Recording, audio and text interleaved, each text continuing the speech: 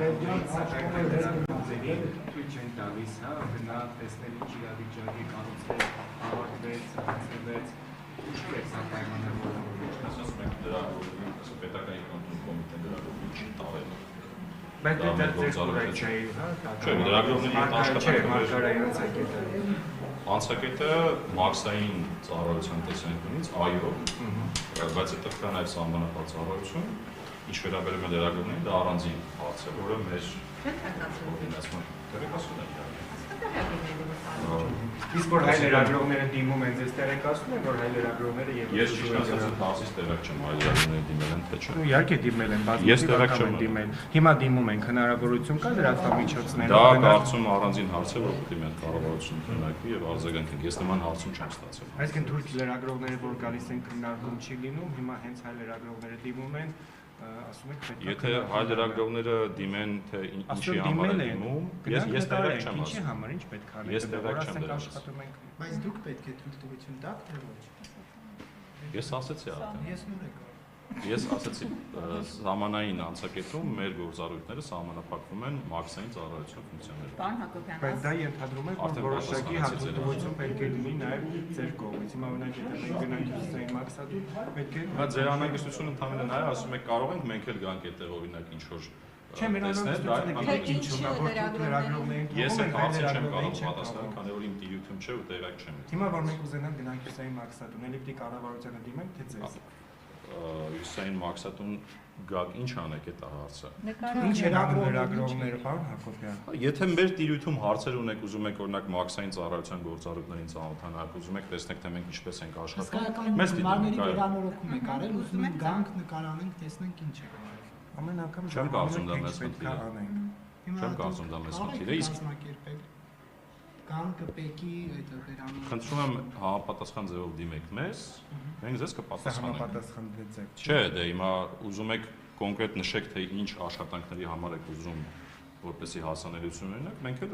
կդիտարկենք եւ ձեր կքննարկենք Հիմա հարցը։ որ կառավարությունը թույլ է տվել թուրք Հարգելիս ասեմ կառավարության ձեզ ինչ որ ձեր գրություն ուղարկել են, որ այն չափորոշիչները, որ դուք հիմա մեզանից պահանջում եք, հա, ինչ ձևաչափ պետք է անտեղանեն, ինչ նկարանում պետք է անեն, այդ ձևաչափով ձեզ Հիմա ձեր անհանգստությունը նա է, որ դուք ասում եք ձեզ թույլ չեն տվել, ես ասում դրանից տեղակ չեմ։ Այդ հարցը փակ եք հարցում։ Դուք դրանից սկսեցիք։ Ինչա՞ փակ։ Այստեղ քննարկման տեսանկյունից է փակ։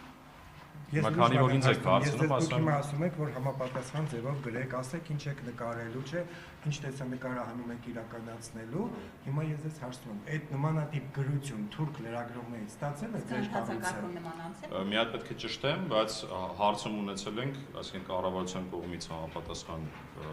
հարցում ունեցել ենք եւ այդ կազմակերպվել է համարժեք ձևով։ Թուրքերի համար։ Հարգելիս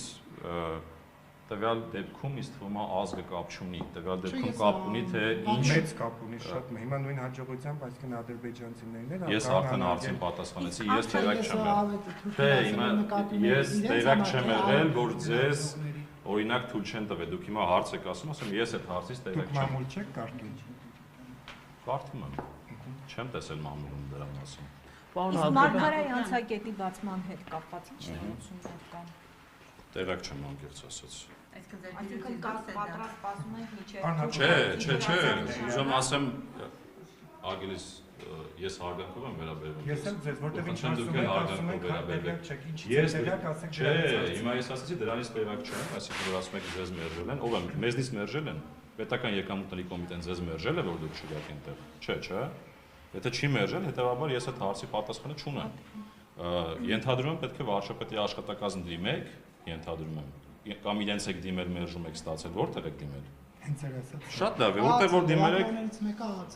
որ դիմել եք, իրենց որ հարցնեք, հաստատ համոզված եք, իրենք բարձրաբանումը կտան։ Իմ հարցին կպատասխանեք մի րոպե Մարգարայի անցակետի հետ կապված ինչ նորություններ։ Մարգարայի անցակետը պատրաստ է ամբողջությամբ իր մաքսային գործառույթը իրականացնելու եւ ամբողջ ենթակառուցվածքը պատրաստ է, մենք էլ որպես պետական եկամուտների կոմիտե պատրաստ ենք այդ գործառույթները պատշաճ իրականացնելու։ Երբ որ պատրաստ ենք, բայց դա մաքսային գործառույթ չեն, ինչ որ դուք հարցնում եք։ Դուք խոսում եք պետական սահմանի հնարավոր բացման մասին։ Դուք դրա մասին եք խոսում, որը պետական եկամուտների կոմիտեի գործառույթը չէ։ Պարոն Հակոբյան, եթե մոտ 750,000 գրանցված աշխատողները հայտարարագիր չներկայացնեն, ՊԵԿ-ը ինչ է անում։ Նախ դուք հարցը գալիս եք բացասական կողմից միանգամից։ Պետական հիմա դինամիկան հակառակն է հուշում, ինչը որ արել ենք նաև անցած տարի։ Ինչ տվյալներ կան, ինչ վիճակագրություններ կան, մարդիկ արդյոք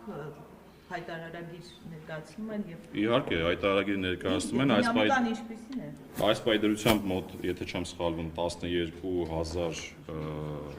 քաղաքացիներ արդեն 750,000-ից։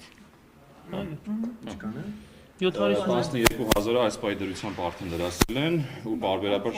Դա պետական աշխատողներին հանենք, էլի պետական աշխատողները լրացնենք։ էական չի։ Հիմա ինչու եք հանում, ինչու եք առանձնացնում։ Նա եթե 750,000-ի մասին ենք խոսում, 750,000-ի այս պայդրությամբ 12,000-ը դրացել են հայտարարագիրը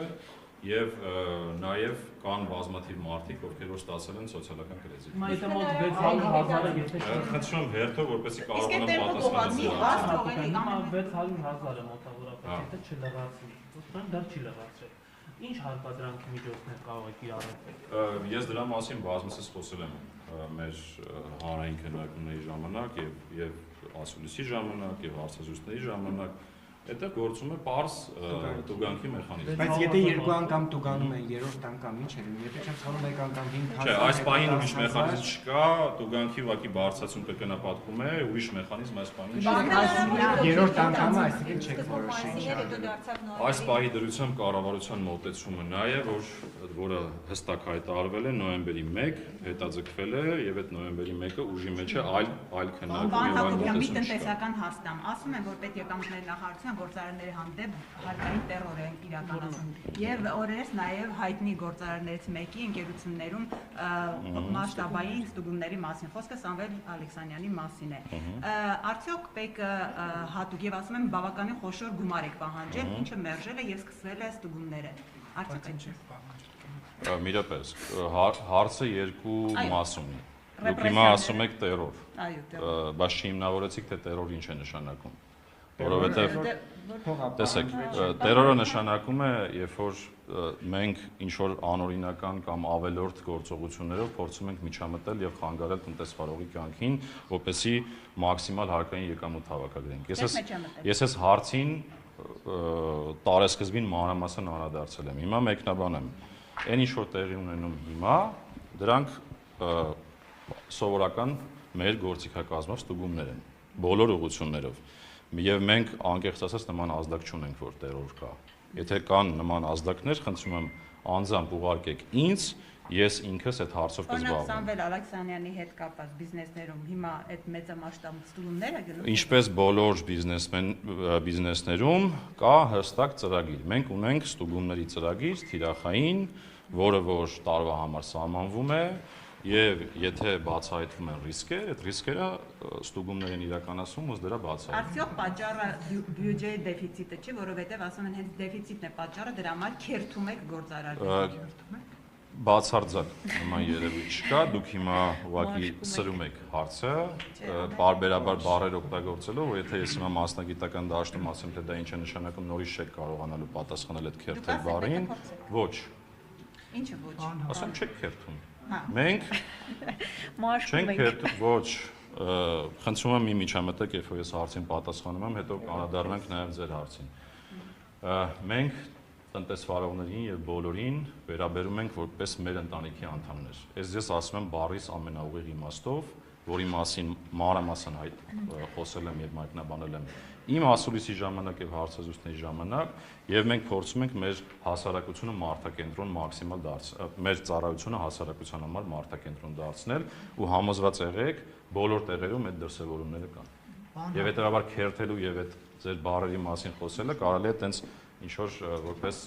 ինչ որ անեկդոտ կամ հեքիաթ կամ չգիտեմ նմանատիպ ինչ որ բաներ պատմելու ժամանակ։ Պարոն Հակոբյան, եթե հայտարարիչ չի ներկայացնում, մի անգամ տուգանվում է 5,000, երկրորդ անգամ 10,000 եւ այդ մի տարում այդ թեմային անձին էլ անդրադարձ չի լինում, հետո հաջորդ տարի եւս 5,000, 10,000, այս բայ գործող մեխանիզմը միայն։ Այս բայ գործող մեխանիզմը հստակ ասացի դա է։ Բայց չէ կարծում եմ մարդիկ ավելի լավ օրինակ ասի 10,000 դրամ դուգամ եմ, քան իմ կարծիքով մարդիկ ավելի լավ է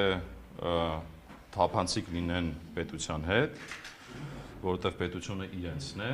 ոչ թե պետությունը առանձին սուբյեկտ է, եւ այստեղ փոխվստահության հարց կա եւ այս հարթը կարծում եմ հարցը լուծում է, եւ երկրորդ մարդիկ կարծում եմ մոտիվացված են նաև իրենց կյանքի որակը բարձրացնել։ Կյանքի կներեք վերջացնեմ, հետո կասեք։ Չկա վստահություն, խնդիրը պետությունը չի։ Թույլ տվեք մեկնաբանեմ։ Հիմա մյուս մասը կարծում եմ մարդիկ ավելի շահագրգիռ են իրենց կյանքի որակը բարձրացնել, քան հակառակը, իսկ սա հնարավորություն է կյանքի որակը բարձրացնելու։ Դե ասում եմ, թույլ տվեք, չեք թույլ տալի, ասում եք դրանով ինչով է բարձրացնում։ Կյանքի որակը բարձրացվում է սոցիալական կրեդիտների միջոցով։ Հիմա լայն հնարավորություն կա ընտանիքի անդամների համար կրթական առողջապահական ծառայությունների դիմաց եկամտային հարկից նվազեցումներ ունենալ եւ փոխհատուցումներ ունենալ, որը կարծում եմ լավ շանս է մարդու կյանքի որակը բարելավել։ Մարդիկ իսկ եթե չեն ուզում, եթե ուզեին 12000 հոգի չէին հայտարարել։ Տեսեք, դա չեն վստահում իշխանությանը։ Տեսեք, դինամիկան բերեք նայենք։ Հիմա եթե վերջի շաբաթները նայում ենք, բարբերաբար ամեն շաբաթ տեմպերը հայտարարագրման ավելանում են եւ կարծում եմ բնական է եւ սովորաբար եթե հասարակության վարքագիծը ուսումնասիրեք, տեսնեք, երբ որ վերջնաժամկետներ են լինում, ավելի շատ այդ վարքագիծը դրսևորվում է վերջնաժամկետին մոտ ամիսներին։ Հիմա նույնը տեղի էր անցած տարի, օրինակ անցած տարի առաջի ամիսներին պասիվություն կար, հետո կտրուկ վերջնաժամկետին մոտ 2 ամսվա ընթացքում հայտարարագրել եղել են։ Բայց տեմպերը դրական են ու ավելացող են։ Ընտանիքի անդամներին, հա, գործարարները եւ ընդհանրապես հարցվճարողները ու նաեւ խոսում ենք այդ պարտադիր հայտարարումից, բայց վիճակագրությունը ցույց է տալիս, որ ըստ էության հասարակությունը միանշանակ չի ընդունել այս որոշումը։ Սա չի խոսում այն որոշումը հայտարարման։ Սա չի խոսում այն մասին, որ չկա վստահություն այս իշխանության նկատմամբ եւ իրական այլ խնդիրներ է տեսնում այդ հայտարարման մեջ։ Տեսեք, դուք բացարձակ երևույթներ եք մեկնաբանում, վստահությունը հարաբերական է, այսինքն վստահություն միշտ կա, հիմա վստահության մակարդակներ կան տարբեր։ Հիմա ես ասացի, որ սա նաև հնարավորություն է միմյանց ավելի շատ վստահելու, որովհետև դրա միջոցով խոսել ենք, այս համակարգի, տեսեք, այս համակարգի, տեսեք, դրանով դուք ինքներդ ձեզ եք վնասում, որովհետև ոնց որ դե այդպես ասեմ, որովհետև դուք կորցնում եք հնարավորություն ոչ միայն կրեդիտներ, մի րոպե տեսեք, մենք համակարգի մասին ենք խոսել, իր նպատակների մասին ենք խոսել։ Երբ որ դուք հայտարարում եք անում, դուք ինքներդ հայտնվում եք կառավարության հոգացության թիրախում։ Ինչա դա նշանակում է, որովհետև կառավարությունը այսօր ձեր մասին տեղեկատվություն չունենալով չի կարողանում սոցիալական այնպիսի քաղաքականություն մշակել, որը շատ ավելի արդյունավետ ու թիրախային է, քան կարող լիներ մինչև դա։ Քան կարող լիներ այս համակարգի պայմաններում։ Հիմա սրա մասին է խոսքը, այսինքն դուք հիմա չեք ուզում, որպեսզի այդպես լինի։ Դա Գուցե թողեք հասարակությունը ինքը որոշի, լինի կամավոր, եթե որոշումը արգելնես չեն ուզում չլինեն, այսինքն պարտադրանքը միշտ հակառակ էֆեկտն է ծնում։ Չեմ կարծում, տենց հակառակ էֆեկտներ։ Դե ինչ թվերն են։ Ես թվերը ասացի, դինամիկան դրական է։ Բայց համենայնդեպս քիչ է։ Այդ սիստեմը, մեխանիզմը հնարավոր չի մշակել, ով ուզում է որ կառավարությունը իր մասին հոգա, թող թույլ տա հոգա, ով չէ։ Հարգելիս, ես սա հայեցակարգային հարց է։ Ես չեմ ուզում այդ դաշտ մտնել հիմա։ Ես բաց նշեցի մի կարևոր հանգամանքի մասին։ Պետությունը հասարակությանն է, ոչ թե հասարակությունից անկախ է։ Եթե դուք պետության մասին չեք ուզում մտածել, դա արդեն ձեր խնդիրն է։ Բայց ես համոզված եմ, մեր հասարակության մեծ մասը ունի երազանք ավելի լավ պետություն տեսնելու եւ սա ավելի լավ պետություն կառուցելու ճանապարհը։ Հենց խնդիրը որ խոսքը ոչ թե պետության, այլ օրվա իշխանության մասին է, նրա որոշումների։ Թույլ տվեք այդ դաշտ ես չմտնեմ։ Պարոն Հակոբյան, խնդիրները արդյոք լուծվել են հայտարարագիր ներկայացնելու թե ոչ, որովհետեւ Նիկոլ Փաշինյանն էր հենց տեսանյութ հրապարակել, որ 7 պաշտոնյաներ նստած էին, այդ թվում նաև դու, բայց դժվարությամբ էր վարչապետը լրացնում այդ հայտարարագիրը։ Հիմա քաղաքացին, որի կողքին նստած չեք լինելու, դուք նստած չլինելու Մհեր Գրիգորյանը, ինչպես է գլուխ անելու, խնդիրները բացեցվել են թե ոչ։ Այդ դաշտում ասեմ, որ դա կարծում շատ լավ միջոցառում էր կարևոր, երբ որ մարդը ինքնուրույն փորձում է լրացնել։ Եվ ես ասեմ, որ այդտեղ հենց այդպես էլ տեղի ունեցել։ Մեր ներկայությունը չի նշանակում, որ ինքնուրույն տեղի չի ունեցել։ Իսկ քաղաք մի րոպե ավարտեմ ու ճիշտ ասած ես մեկ ուրիշ քննարկման պետք է հասնեմ։ Արագ պատասխանեմ, վերջի հարցը։ Մի հատ կպատասխանեք 10000 դրամի Հիմա թույլ չեք տալի ձեր նայեք, տեսեք, դուք հիմա ձեր գործընկերոջ հանդեպ հարգանքով չեք։ Ես շատ հարգում եմ իմ Եթե գործընկերոջը։ հարգում եք, թույլ տվեք իր հարցը պատասխանեմ։ Լրացում եմ։ Հիմա մենք ինչ ենք անում հիմա։ Դրա մասին ենք բարբերաբար խոսում եւ եթե օրինակ հետևեք մեր իրազեկումների արշավներին, մեր իրազեկումների արշավները վերաբերում են բոլորին։ Ինչ է դա նշանակում։ Մենք մշակել ենք բազմաթիվ ուղեցույցեր, պարզ, գնում ենք մարզեր, մարդկանց հետ հանդիպում, գնում ենք կազմակերպություններ մարդկանց հետ հանդիպում, հիմա հավաքագրում ենք բոլոր խնդիրները, եթե կլինեն լրացուցիչ խնդիրներ, որ մարդիկ դժվարություններ կունենան, կգնանք եւ իրենց կողքն կլինենք եւ կփորձենք մաքսիմալ օգնել, որպեսզի այդ համակարգը կայանա։ Օրինակ հիմա դիմելը Դա մեր տիրությունն է։ Չէ, բայց ընդհանուր համակարգի հետ է կապված։ Մի ուզում է Բայց սա վերջին հարցն է, Իմ հետ հասնում է այն ժամանակ, օրինակ, երբ որ արդեն այդ նոյեմբերի 1-ից հետո է։ Հիմա այդ դեպքում քաղաքացին ինչ անի, երբ որ ID քարտը Դրա կարգավորումների մասն էլ է խոսվել, այսինքն այն դեպքերում, երբ որ այդ ID քարտերի թողարկման պատճառով կուշանա հայտարարագիր լրացնելը, պետությունը հնարավորություն կտա քաղաքացուն ուշ լրացնել։ Այո, դրա մասին նորմալ է, որ դասընթացներ կազմակերպելու համար անկեղծ ասած պայմանավորվեցինք, որ վերջին հարցներ, ձեզ շնորհակալ եմ, ասեք, վերջին հարցը պատասխանում Պետք է 16000 դրամ, եթե չեմ սխալվում, գումար է վերցնում դասընթացներ կազմակերպելու համար, որ հայտարարագիր լրացնեն։ Մենք տես բան չունենք։ Ձեր կայքում էր հայտարարությունը դրված։ Հայտարարագիր լրացնելու դասընթաց, տեսեք, դուք նկատի ունեք քաղաքացու համար։ Քաղաքացու համար։ Ես մի հատ իրավաբանական անձանց համար բան։ Իսկ թվում է ինչ որ իրավաբանական անձանց ղեկավարներն են քաղաքացիներ։ Մի հատ պետք է ստուգեմ հասկանամ ինչ դասընթացի մասին եք խոսում, ավելի կոնկրետ ձեր պատասխանեք։ Մի հարցում արեք։ Նախկինում պետք Մենք խոսեցինք, որ վերջին հարցը աշխատավարձեր էին ստանում, սա վերջին հարցն է եւ օրինակ երբ որ տարածվեց պետք նախագահի պարգևավճարի գործավարու պարգևավճարի չափը հեղափոխությունից հետո մարդիկ կես լուրջ քարտակ ասում էին պետքում էլ պետք նախագահի գործավարու ազատեղ չկա գնանք դիմենք որովհետեւ շատ բարձր պարգևավճարներ էին ստանում հիմա դրա հետ կապված փոփոխություն կա Ես անկեղծ ասած այդ հրապարակումից տեղեկ չեմ եթե թույլ տվեք ուսումնասիրեմ հասկանամ ինչի մասին է խոսքը եւ ասեմ բարձր 7-ից պարգևավճարներ ստանում եք Ոչ Շատ լավ, շնորհակալ վստահությամբ եմ ասում դա